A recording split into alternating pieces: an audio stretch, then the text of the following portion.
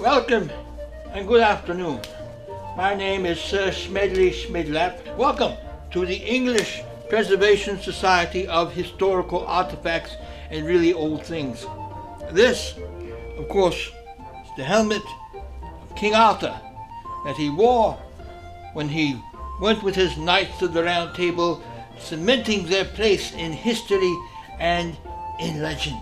Now, next to that, we have the helmet of King Richard the Lionhearted. Not only was this a very good helmet, as you can see, but also turned upside down, it's a colander for spaghetti nights. Also, slots for breadsticks. Yes. This sword is a mighty sword. No one knows who the owner was. But he was a big man who needed a big sword. And it was heavy. It was very heavy. And it was made with a fine... Ow! Sharp. Made of the finest alloy, but still sharp and still pointy. Yeah! Now this,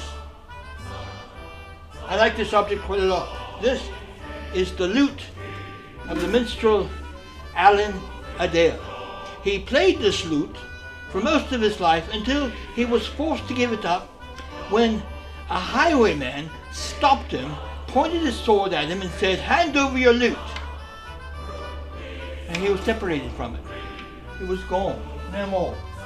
And yet somehow we have managed to procure it here at the Historical Society of Very Old Things and really cool stuff. This is a beginner lute. As you can see, there are no strings on it. So, you kind of had to fake it to play the lute. You had to go...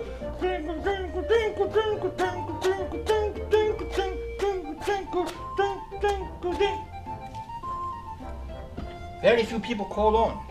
This cannon was used in the 18 and 11 and a half overture.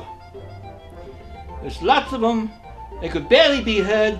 So when the next overture came around, the 1812 overture, they decided to go with full-size cannons, which they should have done in the first place. Not quite the same, is it? No, it is not. Now this is a rubber band ball made from medieval office supplies. You put the rubber band ball in the trebuchet and then fling it into the next cubicle. And this is a very, very small handheld device, a video game, as it were. This was very popular among the knights who say waka waka waka waka waka waka ee quack quack. Well, I think we covered most of the really interesting stuff here at the Museum of Antiquities, Historical Society of Very Precious Objects and really cool stuff.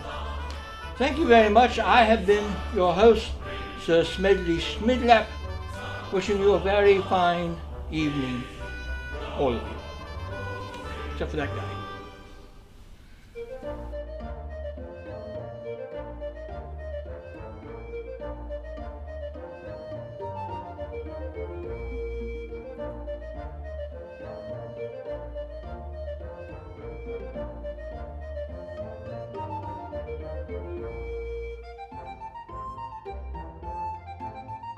Now, this I want to show you. This belonged on the dashboard of Queen Elizabeth's carriage. And they would do this, and Queen Elizabeth would do this. She would not get carriage sick though, because she knew the spot and to not follow so closely and make herself dizzy. However, it did give Queen Elizabeth the very mistaken perception that Polynesian people are actually very, very tiny.